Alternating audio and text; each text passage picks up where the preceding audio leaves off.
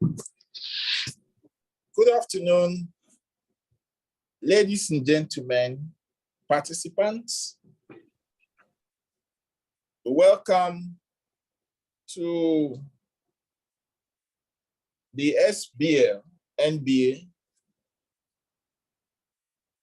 Fire Chat on construction law, construction and infrastructure law. I want to welcome to the program a main speaker. That is the managing partner of Jasmine Chambers, Mr. Emmanuel Dike. You are welcome to this program. Thank you very much.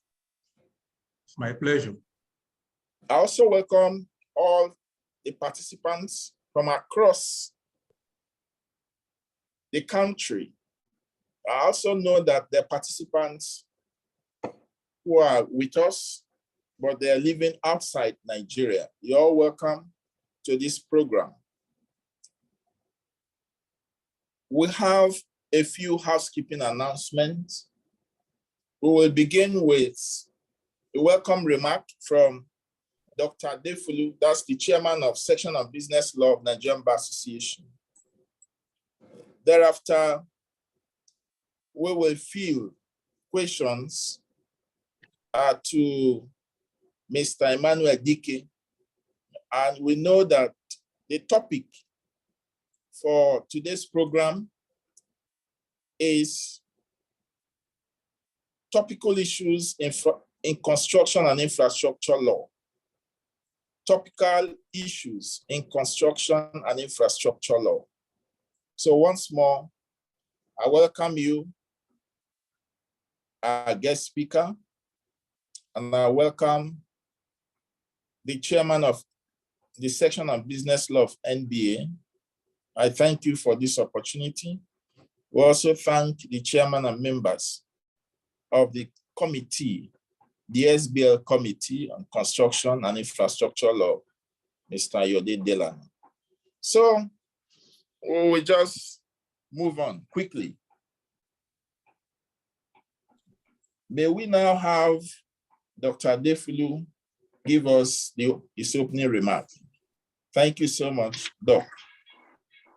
First, let me apologize. It's okay, Endurance. Let me apologize to everyone. I'm in the car, unfortunately, so I'm not going to show my face, but I just want to thank both my learned self, Mr. Audrey Messien and Mr. Dike, for taking on this topic. Topical issues in infrastructure and construction. We know that infrastructure is one of the biggest challenges that we have in a nation. And infrastructure, the development of infrastructure cannot happen, frankly, without lawyers. We prepare the groundwork upon which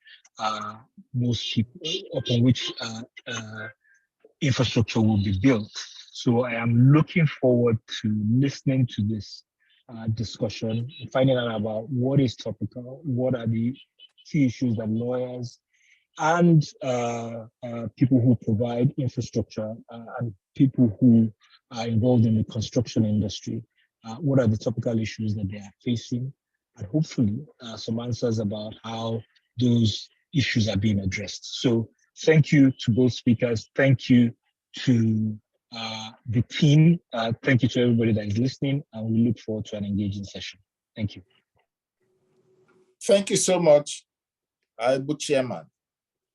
And now to participants who have acknowledged you, please, you are welcome to send your questions and comments to the chat box. We shall attend to them as far as the period will allow us to. And so I come to you quickly, Mr. Emmanuel Dike. Mr. Emmanuel Dike would like to meet you. Participants would like to meet you. Please, in 3 minutes, can you tell us about yourself? Thank you very much. Thank you very much. I am a lawyer practicing in the area of construction and arbitration. I also do some other aspects of law. I am the senior partner in Jasmine Advocates. I have over 25 years in the practice of law, and most of which has been in the area of dispute resolution and construction. Thank you very much. Thank you so much. I've also seen from your CV that you are the president of the Society for Construction Law, Nigeria. Thank you. Thank you for coming. Thank you for agreeing to come on our program. Thank you so much. Thank you. So, Mr. DK, if you allow me to call you that, I know, I remind us again that we're looking at topical issues in construction and infrastructure law in Nigeria. So let us begin from the basics. We know you cannot embark on any construction work without a contract. Now, may I ask you, is there a difference between a normal contract and a construction contract? Thank you. All right. Yes. Basically, a construction contract is generally a contract with some additions, more than what you have in a normal contract. And it has its own peculiarities. It's majorly governed by a contract, law of contract, though we have a few legislations in different areas of construction. We do not have a comprehensive legislation on construction yet in Nigeria. But depending on the area you are dealing with, you will have one or two legislations covering that area.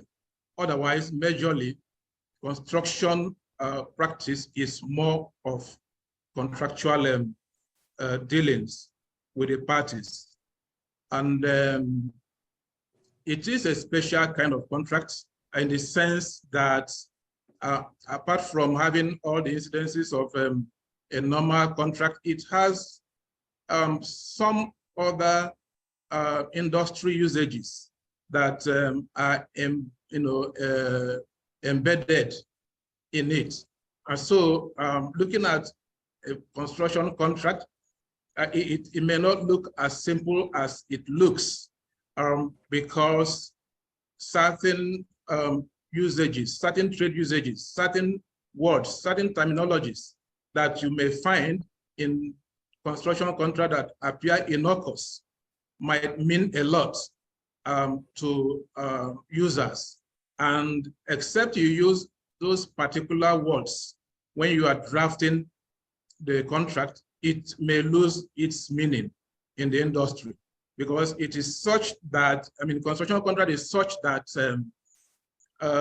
when any user handles it, is gonna be able to use it to start a project from conception to commissioning. That is to hand over without much issues arising therefrom. And also, you see that those words that are used in construction contract, they are taken for granted because everyone in the industry knows what it is. And it might be a bit difficult or a bit challenging for someone that doesn't really have a good background in construction to be able to follow at a go. So that's what makes it special. And then at the same time, it is different from the normal contract in the sense that you may not find it in one single document. You may not find what constitutes construction contract in one document. It may be scattered in several documents, and references are made here and there in the maybe letter of award that you are given, as an evidence that you have been given a construction contract to execute. But that letter of award may be a couple of words, 2 or 3 paragraphs, but with a lot of references and inferences to some other documents that you may need to consult. And when you get to all those other documents that have been mentioned in that singular letter of award, you may have further references to other documents. And it's a whole lot of documents. In fact, you deal with a lot of documentation in construction. For instance, for you to begin to look at a particular construction project, you probably have letter of award. You also have the tender document. You have the condition of contract. You have drawings. You have specifications, and some other documents. So you can see that at a go, you already have about 6 documents and counting. So that is what makes it unique, in its outlook. And then you may want to know, the specific, some of those words that you might, find in a given construction document. Maybe a letter of award, you are given a contract and it says it's a lump sum contract. Just mention it in the letter of award. You may have to probably begin to grapple with what is a lump sum contract. You should have it at the back of your mind that, okay, fine, this says it's a lump sum contract. That means it's a contract that does not permit incessant changes, variations, so to speak. And it is such that you either take it or leave it the way it is. I mean, in principle, that's what it means. Though there might be some other peculiarities, there might be some other issues arising, but at a go, once you see that your letter of award says it's a lump sum contract, you already know that, look, this is a take it or leave it arrangement. And you might not be able to come back to say, look, you want to change something or you want to add something.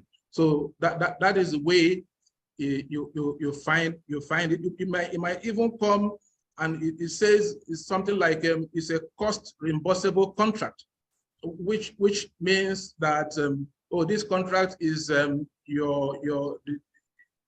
if you are the contractor, it's talking about the cost of doing the contract plus a small margin. So cost reimbursable, it reimburses you the entire cost and then adds a small profit margin for you. It may also tell you that, well, this is just a design contract, which means that, okay, someone else would design the contract. I mean, someone else will design the project, and then another person will be called upon to build. It could be a design and build, a DB, which means the same person that designed will also be the same person that will build. It could be an EPC, engineering, procurement, and construction, or put it in another form, turnkey. So these are the words that you meet frequently in a construction project transaction. And then you just go on with that as if that is what, I mean, everybody should know about it because it's in the industry, it's industry practice. So I think let me stop here for now on that singular question so that I don't preempt the moderator. Thank you so much, Mr. Dike. As it is the part of this program that in future we will take on in greater details some of these concepts that you have mentioned. For now, let's build on what you have said.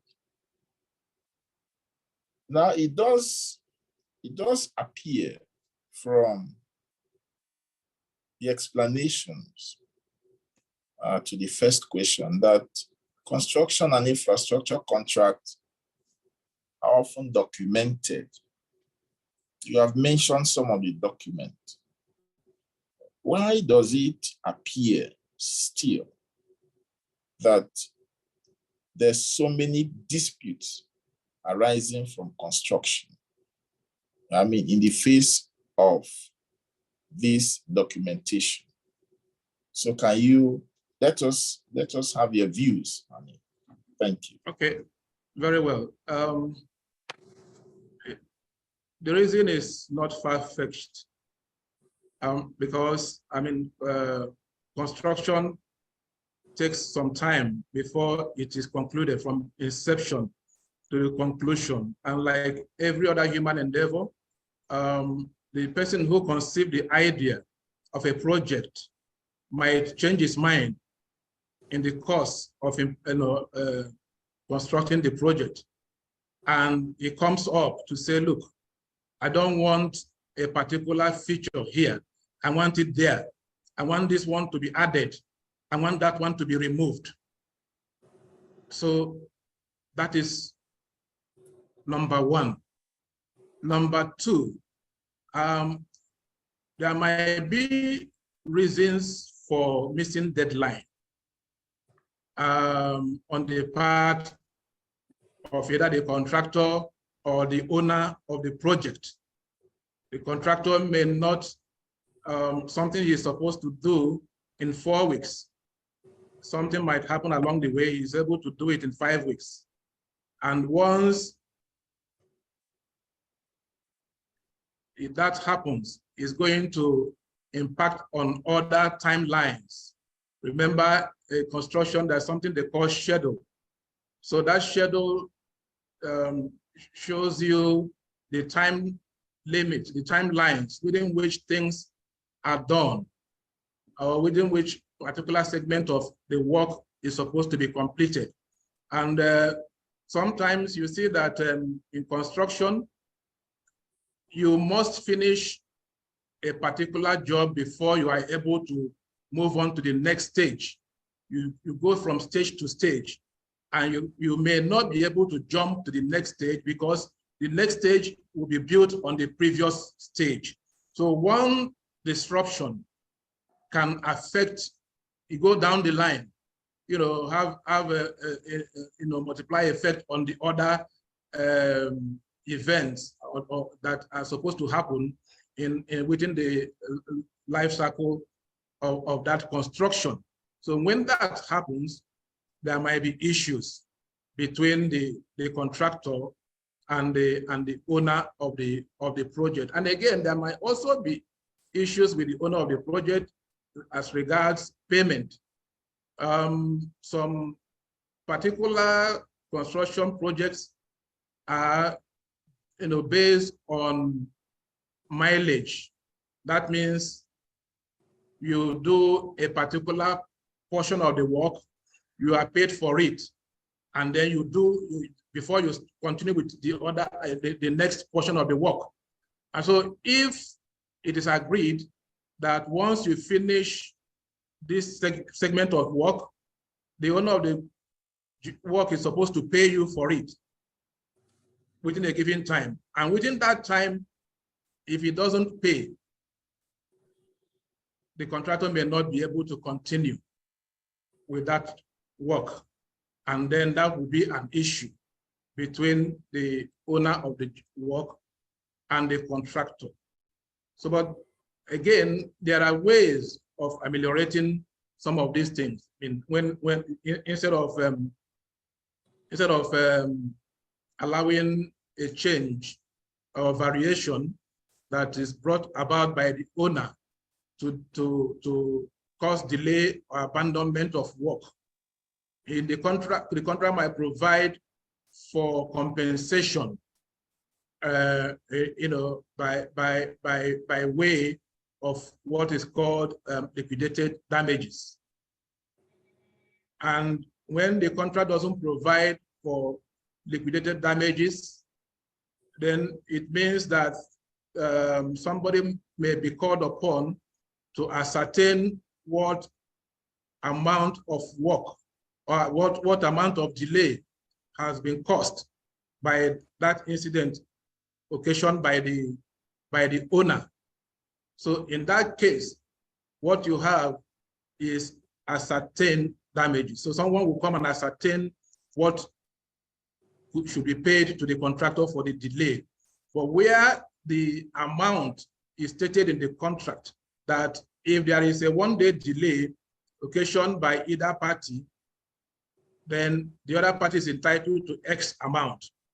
There is no controversy about it.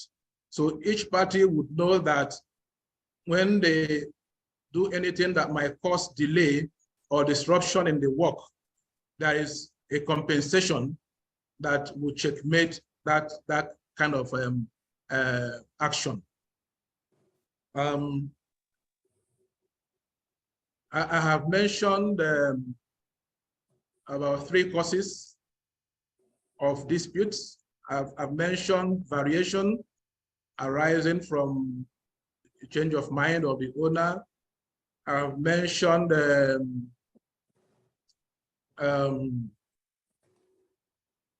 price not being able to pay, and related to the variation by the owner changing his mind.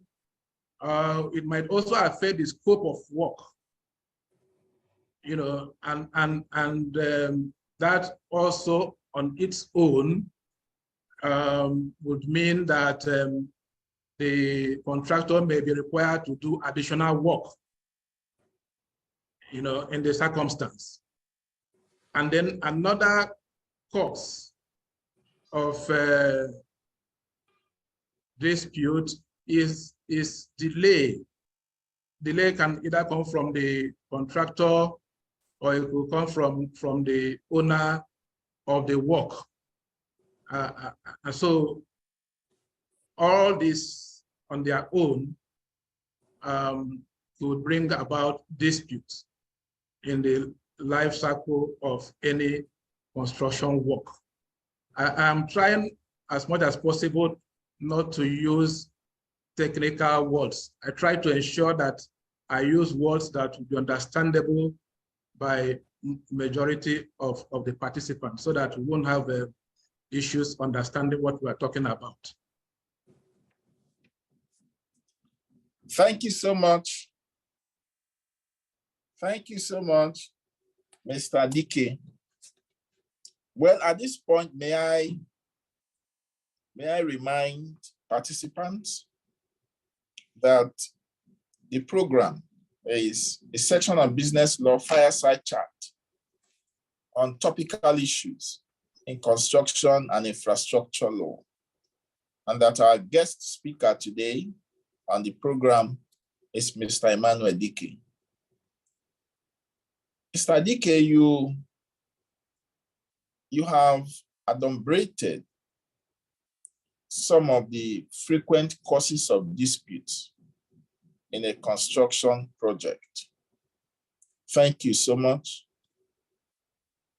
One of the major causes of disagreement in the life cycle of any construction project is change order. Can anything be done to limit the incidence of disagreement relating to change orders? Yes, indeed. Change order is what we know here in our local parlance as variation. That is to say that the owner of the work or his representative is giving an order to the contractor to make a change of either the scope of work or alter some things that are already provided for in the work. And when that happens, somebody will incur some inconvenience, somebody will incur some expense, somebody will incur cost. And in order to make it easy for everyone, the contract will always provide for remedies when there is change order, when there is variation, depending on the scope of the variation. So if it's of a minor scope, then it may be, and again, if it is, if it does not involve the contractor spending money, what the contractor might be given will be an extension of time. But where a change order or a variation requires additional cost on the part of the contractor, that means that the owner of the project or his supervisor is bound to compensate the contractor. Well, these issues sometimes they are taken for granted, in the sense that some contracts don't usually specify explicitly how to deal with these change orders when they arise, especially for bespoke contracts. Bespoke contract is a contract that is a one-off contract for a particular type of project. And that is the one we are probably very familiar with.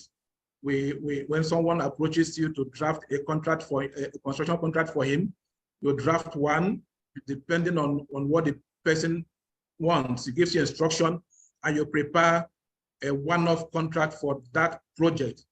It's not being used as a model for any other project. The same owner, when he wants to build another project, he comes to you and you prepare another contract for him. That is what we mean by bespoke contract. Is quite different from the other type of contract that are contained in standard forms. We will come to that if the moderator will permit. So we're talking about change orders. So, and I was trying to say that sometimes these bespoke contracts don't have enough provision to deal with change orders. Even when they have provisions, they have very scanty provisions. So when issues arise, when there is a change order, you cannot fall back on any provision of the contract to deal with that particular change order. It can come in different forms. Sometimes the change order, like I said, may not really require the spending of money by the contractor. It may not require cost, but the contractor himself may, begin to bill on that one that doesn't require him to spend money. And he will probably ask the owner of the project to pay for that change order or variation. But when you know that some change orders can only can be cured by extending the time within which the contractor is supposed to deal with that particular area of work. For instance, if it is an area of work that will take 5 weeks to complete, and a change order comes from the owner, take a simple building, for instance. The owner comes and says, look, I don't want this window here. I want it removed. Instead of putting it at the back, put it in front. And at the back, make some design and all that. So that kind of instruction, assuming that it is the owner that is supplying the materials, it wouldn't cost the contractor additional money. It will only make him incur additional time within which to complete the project. And what he should be asking for is probably a few days or 1 week, in addition to the time he had to complete that job. So, and then there is this other type that requires the contractor to probably hire additional labor and spend more man hours trying to effect that change order. So in that instance, it's costing the contractor some money, and the owner of the job who made that change order is supposed to compensate, supposed to pay the contractor. But the problem arises whereby in a contract, adequate provision is not made to deal with change orders. It is ordinarily supposed to be a simple administrative issue between the supervisor and the contractor when it is properly captured in the contract. But when it's not captured, those change orders or variations may now be treated, and it may be argued that, oh, it's an alteration of the contract. It's an amendment of the contract, and it requires a full amendment of the contract and the parties to sign off again. So it becomes an issue when it is not properly dealt with in any given contract. So going forward, the best approach is to ensure that when we are drafting some of these contracts, we ensure that we capture all foreseeable issues in the lifetime of that contract project, so that you minimize issues arising therefrom. But it's very difficult indeed to capture, especially when you are drafting it bespoke. So that's why sometimes for large projects, we recommend that you go for contract conditions of contract. Conditions of contract have been used over the years and tested, by different users, and it's been found good for purpose, especially if you have a contract condition that fits the kind of work you are doing. Thank you. Thank you so much, Mr. Dike. For participants, we remind us again that the program is the section on business law SBL fireside chat. Today's topic is dealing with topical issues in construction and infrastructure law in Nigeria. Please, for your comments and questions and contributions, you can go to the chat box. We will attend to them. Some of them we can deal with during this program. Those we cannot deal with because of time constraint, your email addresses are displayed. We can send the answers to your email addresses. Mr. Dike, you crave my indulgence to say something about standard form contracts. I know it's a wide topic and so many lawyers are interested in it.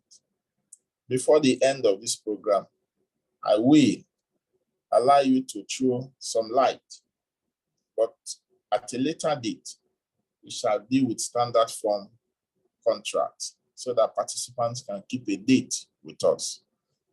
In the meantime, can you throw more light on adjudication as a means of resolving construction disputes? Adjudication as a means of resolving construction disputes. Now, of course, the average lawyer in Nigeria, and even for our clients and those in the business of delivery of projects, construction projects, are often worried about the lifespan of cases in the ordinary courts of the land. And so, while you throw more light on adjudication, we'd like you to advert your mind also to our normal dispute resolution systems and structures in the country. Thank you very much. Thank you. Well, I'll approach it this way. I look at it from a broader perspective. Traditionally, we have litigation as a major means of resolving construction disputes. It was when litigation started dragging that other means of resolving construction disputes started rearing their heads. The first to rear its head was arbitration.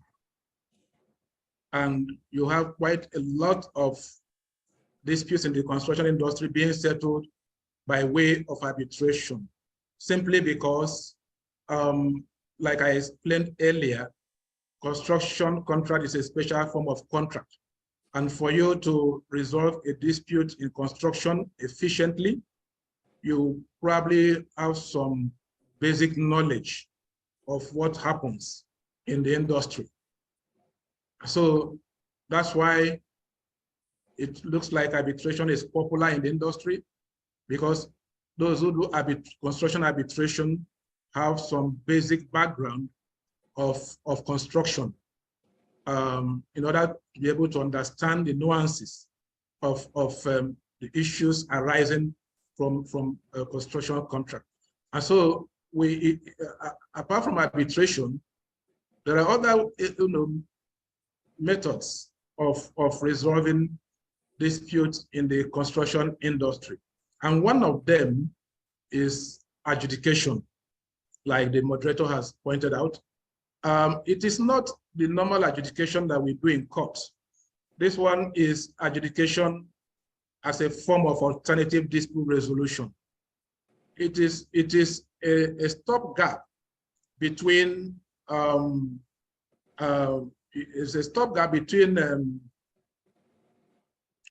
maybe negotiation and arbitration, because usually in a dispute resolution clause in a contract, and when a dispute arises, the contract might urge parties to resolve the matter by negotiation amicably, and where they cannot do so, then they should go for adjudication. So why I say it's a stopgap is that if adjudication is not able to convincingly settle the dispute between the parties, parties will now have the option of going to arbitration.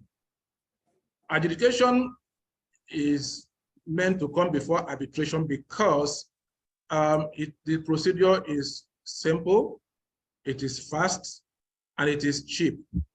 And the last thing a contractor working at the construction project site would like to happen is to abandon that project.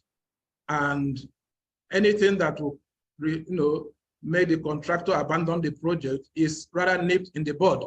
And one of the reasons that would make a contractor abandon a project is delay or non-payment of his interim certificates. And for that not to happen, adjudication is always there to listen to the parties and almost take a summary decision on the spot. And the way it works is that sometimes the adjudicator goes to the site, is always present at the site to deal with any issues arising from that project. And construction contract usually provide for an adjudicator, and the adjudicator is not supposed to wait until a dispute becomes unmanageable. No. As it arises, as a dispute rears its head at the site, it is taken to the adjudicator, and the adjudicator deals with it forthwith, and so that the project can continue, so that there won't be delay, so that there won't be abandonment of the project at the long run. However, the adjudicator's decision is usually temporary, and it lasts for a couple of days, whereby it is not challenged within that period specified by the parties. Then it becomes final. And when it becomes final, it is binding and enforceable. Now, adjudication as a means of the resolution of construction dispute in Nigeria is done by way of contract. It's contractual, as agreed by the parties. We do not have a statute yet regulating adjudication in Nigeria. Unlike some other countries that have statutes regulating adjudication, what they do is statutory adjudication. But here in Nigeria, we do not have a statute regulating adjudication, so we do contractual adjudication. And you can enforce the decision of the adjudicator as a contract at the end of the day. So that is what we can make do with at the moment until we have a statutory framework regulating adjudication in Nigeria. Thank you so much, Mr. Dike. Let me go away a little from dispute resolution to ask you to kindly tell us something about the place of construction law in a PPP arrangement. PPP arrangement, public-private partnerships model. What is the place of construction law in a PPP arrangement? Thank you. Thank you. Well, construction law has a huge role to play in a PPP arrangement. Ordinarily, a PPP arrangement is supposed to be an investor's, it's an investment arrangement, whereby the private sector is expected to take up an aspect of public infrastructure owned by the government and build it if it is a new one, renovate it if it is an existing one, and and complete it if it's an incomplete one. Like I said, I don't want to use too much technicalities, but I think here now I may be forced to use one or two technical words. In a PPP arrangement, when a project is new, it is called a greenfield. If it's an existing project that the government wants the private partner to continue with, it is called a brownfield. If it's a dilapidated project that the government wants the private sector to revive and resuscitate, it is called a yellow field. So in this instance, in this situation, what you find is that for any infrastructure that is susceptible to PPP arrangement, for any business, for any concern that is susceptible to PPP arrangement, you see that building of infrastructure takes a major chunk of that arrangement. And so once there's a construction of infrastructure or building of infrastructure, be it road, be it a building, be it a bridge, be it seaport, airport, railway, whatever it is, that means that the construction law has a role to play, because you have to look at laws regulating that area. You have to, if it is a new project, if it's a greenfield, you have to deal a lot with acquisition of land. And you also deal with licenses and approvals. And then you also look at the contractual arrangement between a contractor, somebody that will build that infrastructure, and the promoters of that PPP arrangement. And once that is in place, then there are a lot of construction issues to deal with at that stage. And then after the construction itself, constructing the facility, the private partner, as it's called, there is a person, the entity that is dealing with the government in the PPP arrangement, might be required, in fact, most often than not, is required to operate and maintain the facility. And so in the course of operating the facility, there will be costs to continue to maintain the facility. And that is also another aspect of construction law coming in. That is the one we call O&M, that's operation and maintenance. So right from the inception of or conception of a PPP arrangement, although we have a mixture of other business areas like funding, finance.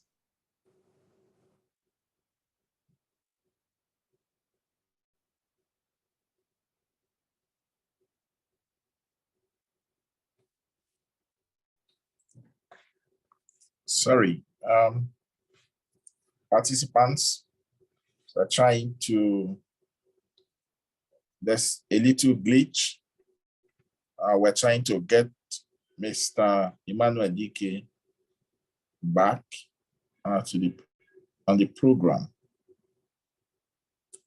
In the meantime, it's important to remind us that the program is fireside chat on topical issues relating to construction and infrastructure law, organized by and presented by the Section on Business Law of Nigerian Bar Association.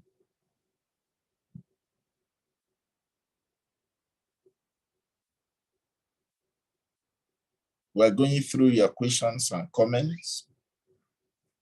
We'll come back to them quickly as soon as we're able to get Mr. Dike back to the program.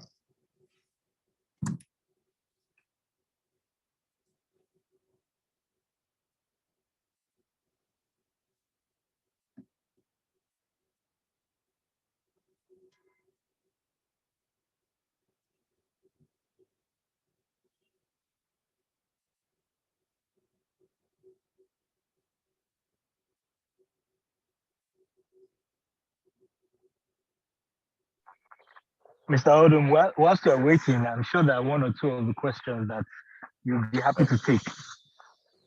Thank you very much. One of the questions here that is quite striking is asked by a young lawyer. He wants to be advised on how a young lawyer looking to build his practice or expertise in construction and infrastructure projects, with what the young lawyer will do, how the young lawyer will achieve it. My chairman, Dr. Defulu, do you want to throw a little light on this?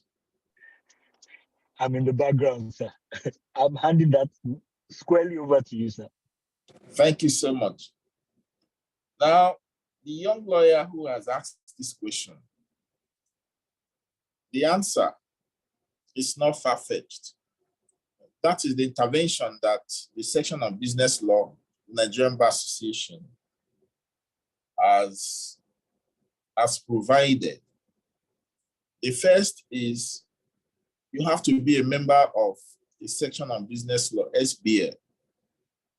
In the SBL of NBA, you have the committee on infrastructure, on construction and infrastructure law. There's a committee on construction and infrastructure law of the SBL.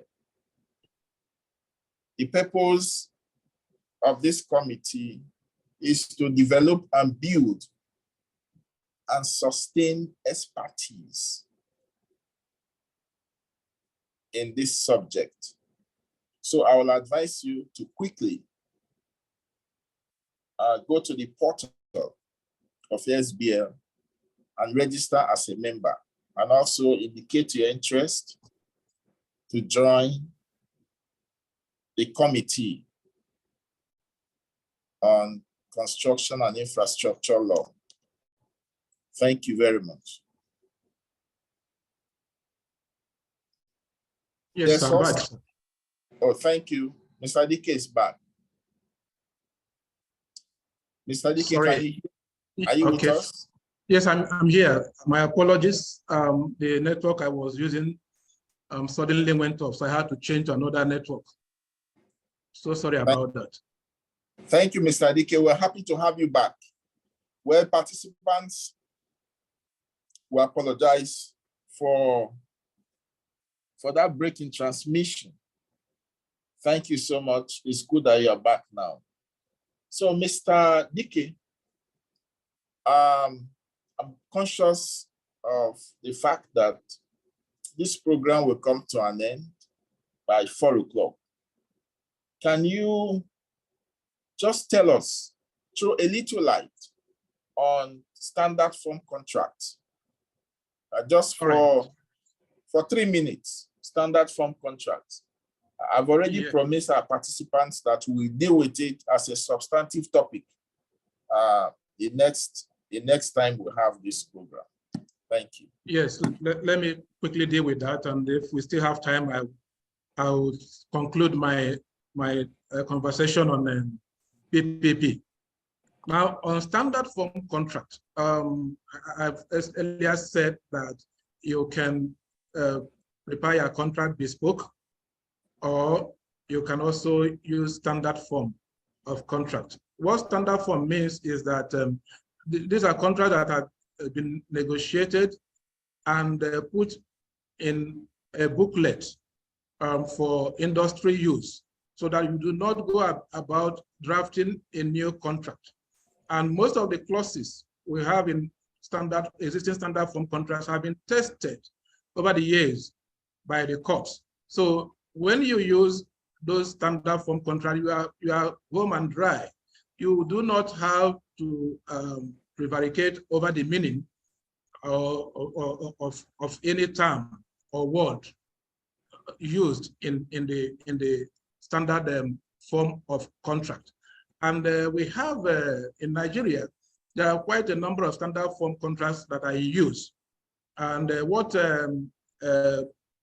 employers do, that's those who own contract work, construction work do, is to simply give you a letter of award, and then inside that letter of award, they make reference to the particular standard form contract that will govern that construction contract. One of the standard form contracts we have in use in Nigeria is the one prepared by the federal government for building works. They have the one for building works. They have the one for roads and bridges. So you must know the particular standard form that fits into the construction work your client is doing. And then we also have another standard form for major public works, the one that is prepared by the Bureau of Public Procurement. And then that would also be for a contract that involves the federal government. The same way the standard form contract prepared by the Federal Ministry of Works. It's usually between the federal government and private individuals. Although state governments also use these standard forms as well. But you also have standard form that is between one private person and another private person. Instead of preparing a bespoke contract, you could borrow from the one that are in use in the industry. That's one they call the Joint Contract Tribunal, the JCT. You also have the one they call the FIDIC contract. One thing with the FIDIC contract is that it has several versions for different types of work. So there is one for civil work, there is one for mechanical and electrical work. There's also another one for turnkey projects. And there's also another one for short forms of contract. So if you must first of all know the nature of work, construction work your client is doing, before you know the particular standard form to use for your client. Otherwise, the problem you are trying to run away from, you might end up creating it, because when you use a wrong standard form, no one will tell you that, oh, because you use a wrong standard form, therefore the contract will no longer be applicable. It is still that wrong standard form that you have used that will be applied to your contract, and it will be applied with so much difficulty. So it is always good to know the nature of work your client is doing, and then that will enable you know the kind of standard form contract you will recommend for the work to be done by your client. And you also should know whether your client is dealing with the government or a government agency, or is dealing with any other private person, so that you also know, again, the type of standard form contract to use. The beauty of standard form contract is that you do not have to be unnecessarily ingenious in creating what the clauses to govern the contract is already there. But there's a caveat. Don't believe that everything that is in print cannot be amended or negotiated. Standard form can still be negotiated if you know your way. There are things that may be changed, with the consent of the other party in a standard form. And that is why some government contracts, apart from the fact that they have their own standard form that applies to the work that you get from government,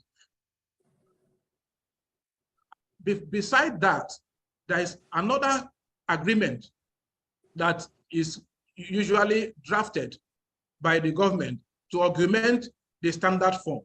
So that is where the amendments of the standard form for areas that are not needed, or areas that might cause hardship, that is where they are captured. And usually this second document that is drafted to augment the standard form usually takes precedence whenever there's a conflict between the standard form contract and this additional agreement that is drafted to augment the standard form. Thank you so much, Mr. Emmanuel Dike. I had already promised participants that we will deal with standard forms of contracts in one of our programs. We have some questions and comments from participants. Going through them, there's one, Victoria Ogundipe Peters, who's asked you to please throw some light on the FIDIC Red Book, etc. I'm sure you have already done that. There's also a question from AY. He wants to know how practical it is to limit cost overruns by structuring a deal as lump sum in view of macroeconomic factors such as inflation and exchange rate. Is there a way to vary the invariable lump sum arrangement You have spoken about lump sum. I will note these questions. Answers will be sent to participants to their email addresses. I'm so sorry. I know that this is a very interesting program. The program is supposed to stop at 4 p.m. and it's already 4 p.m. Mr. Emmanuel Dike, you said you are going to conclude your discussion on PPP arrangement. Maybe in 1 minute, we'll accommodate that so that participants will not also miss that out. Thank you very much. After that, we will conclude. Thank you. All right. Like I said, a PPP arrangement at every stage almost involves construction. And so that's where construction law comes in. Irrespective of the fact that there are other areas that might come in, like banking, insurance, and some other technical areas.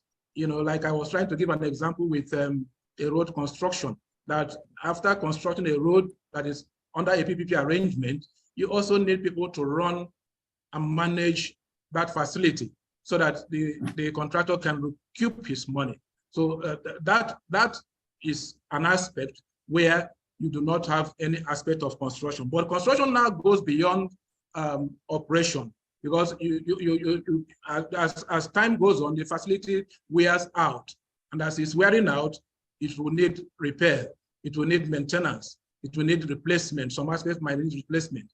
And that is all about construction. And wherever you see construction, that is an aspect of construction law going on there.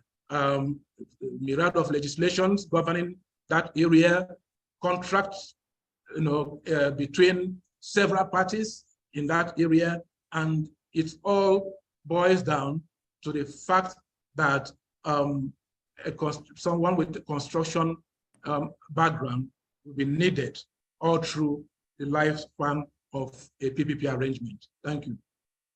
Thank you so much, Mr. Emmanuel Dike, Managing Partner, Jasmine Advocate. Thank you for coming on this program.